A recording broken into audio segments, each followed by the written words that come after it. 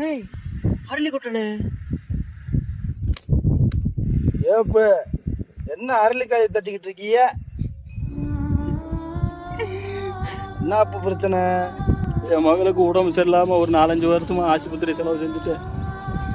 Egg தக்குமா கடன் வாங்கிட்டேன் தம்பி. அதை வீட்டில் வந்து கேட்டு ரொம்ப அசிங்கப்படுத்துகிறாங்க. கடன் கொடுத்தவங்க சத்தம் போடத்தையும் செய்வாங்க. அவங்களுக்கும் குடும்பம் இருக்கும், அவங்களுக்கு 1000 பிரச்சனை இருக்கும்ல. அவங்களும் ஒரு இடத்துல வாங்கியிருப்பாங்க, கொடுக்கணும் செய்யணும். கடன் அதிகமாயிருச்சு, கடன்காரன் அசிங்கப்படுத்துறான்னு சாக முடிவு எடுத்துட்ட. நீ செத்து போனேன்னா உன் பொண்டாட்டி உள்ள யார் பார்க்கறது? ஒரு ஆள்கிட்ட கை நீட்டு காசு வாங்கிட்டோம்னா அசிங்க அவமானம்லாம் வரும். இப்போ பொறுமையாரு. உன் குடும்பத்துக்காக இந்த அசிங்க அவமானத்தை தாங்க மாட்டியா? ஓடுப்பு. உழைச்சி சம்பாரிச்சு கொஞ்சம் கொஞ்சமாக கடனை கட்டணும் நினைப்பு.